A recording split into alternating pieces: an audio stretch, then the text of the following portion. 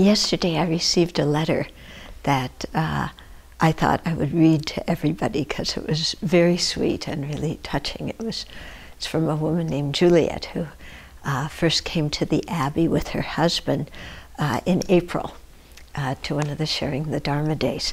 And so she wrote, and she said, let's see, I thought the forgiveness retreat that was happening later in April, would be interesting for me, and maybe I could talk my son into going because he needed to find forgiveness for a lot of people, including me. I never really thought I needed it, but my husband encouraged me to go. I looked at the suggested reading material and was puzzled with the book Working with Angers. I didn't think of myself as an angry person, but my husband told me he thought I had a lot of anger issues and I would benefit from going. Being that I consider my husband to be a wise man, I gave in, signed up for the retreat, and began reading the book. I had only received the book a few days before the retreat, and since Working with Anger was the smaller book, I started with it and almost finished it before the retreat. Imagine my surprise when I saw myself in every scenario you described in the book. I was the person who gossiped at work about others. I was the person that held grudges and resentment. I was the person who couldn't find forgiveness for others. I was the person who said bad things to others, thinking myself better than them. I could go on, but needless to say, I fit into most of the topics you covered. I was shocked. I had always thought myself to be a nice and kind person, and in a lot of ways I am, but in a lot of ways I'm not. The retreat was a real eye-opener about the way I was choosing to lead my life and respond to others. I came home on Sunday with a totally turned around perspective about myself and others. I realized I was creating all this anger, not the people I was blaming for it, and that my anger was messing up my life and I was really hurting myself. Oh my gosh. The next morning I went to work, a place that I spend a large portion of my day being angry at the doctor I work for, constantly blaming the doctor for my anger and unhappiness. Coming home, I would spend evenings telling my husband about my terrible day. They must have had a wonderful marriage. How badly I had been treated, expecting great amounts of sympathy from him, and always expecting him to agree with me. Never, ever trying to change my behavior, but just complaining about others. He hated the evenings because he couldn't solve my problems at work. I joined in on gossip and putting others down.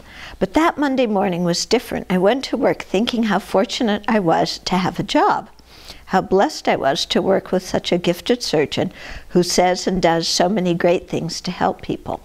And when my coworkers started saying how one of our fellow employees was so awful at her job and was a real harlot, I found myself saying the following: I think she just wants to be happy at her job just like the rest of us, and I'm going to try and help her do that. Well, my friends at work couldn't believe I would say that, and they wanted to know what was up with me.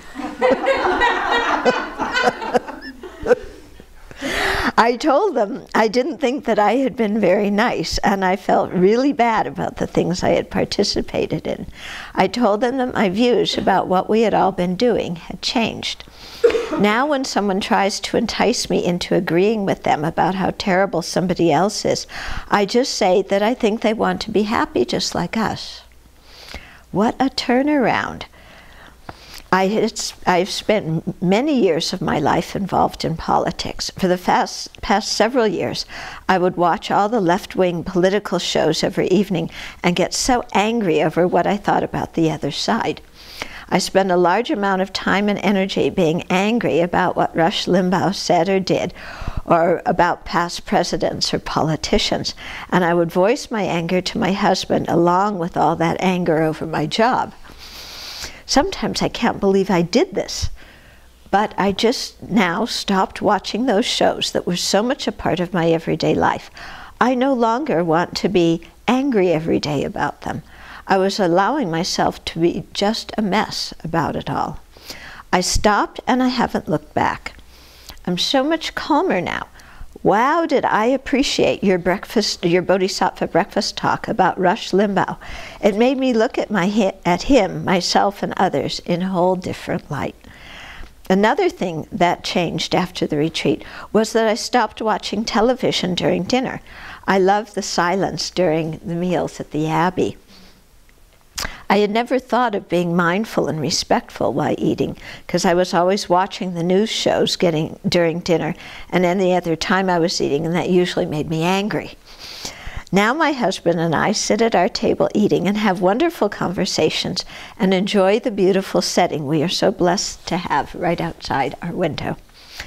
The things I learned from your book and my time at the Abbey are rippling through my life and all the people around me like a pebble in a pond. And then she goes on to thank us and express her appreciation.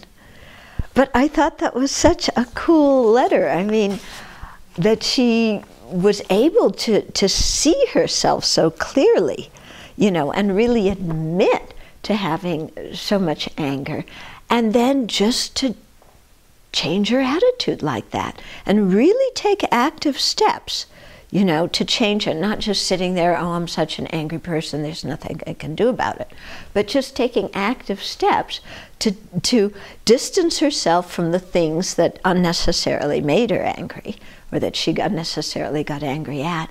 And then also by changing her whole response when people started bad-mouthing other people at work, you know, and just instead of joining in all that negative, you know, kind of gossip, just saying the obvious truth of, I think that person wants to be happy just like me. So I just really rejoice at what this person's doing. It's really very good. Yeah? So we can be inspired by things like that.